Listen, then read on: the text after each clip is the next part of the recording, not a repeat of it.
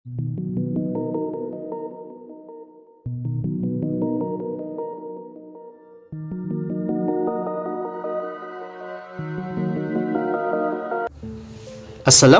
warahmatullahi wabarakatuh. Berikut ini merupakan berita viral yang sedang menjadi perbincangan di masyarakat Indonesia, yaitu pelaksanaan sholat tarawih dengan super cepat. Bagaimanakah pandangan Islam mengenai hal tersebut? Yuk kita simak sama-sama. Mengerjakan ibadah sholat adalah waktu yang amat teramat berharga bagi orang Islam yang melaksanakannya. Karena ketika itu seorang muslim sedang menghadap Rabb-Nya, Allah Subhanahu wa Ta'ala. Dengan begitu, setiap muslim yang melaksanakan ibadah sholat mestinya penuh akan kekhusyuan supaya mendapatkan ridhonya. Apabila seorang muslim melaksanakan sholat dengan niat ikhlas dan baik, mengikuti syarat-syarat serta rukun-rukunnya, khusyuk dan tumaninahnya, maka dengan ia mendirikan sholat akan mengantarkannya berupa kebaikan. Hal ini sesuai dengan firman Allah Subhanahu wa Ta'ala yang berbunyi, "Wa aqimis sholah inna sholata tanha 'anil fahsya'i wal munkar." Artinya, dan dirikanlah sholat, sesungguhnya sholat itu mencegah dari perbuatan-perbuatan keji dan munkar. Quran Surah Al-Ankabut ayat ke-45. Namun, begitu disayangkan sekali, masih banyak orang muslim yang tidak memperhatikan rukun-rukun sholat.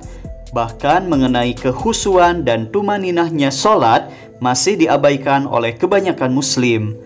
Padahal yang berkaitan dengan khusyuk dan tumaninah saat melaksanakan sholat merupakan bentuk tujuan serta rukun sholat yang hal tersebut menjadi perhatian besar dari Rasulullah Sallallahu Alaihi Wasallam.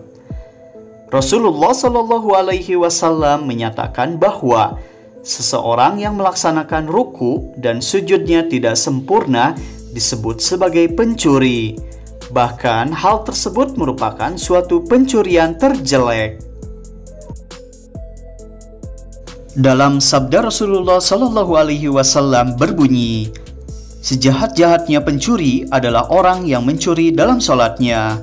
Mereka bertanya, bagaimana ia mencuri dalam sholatnya?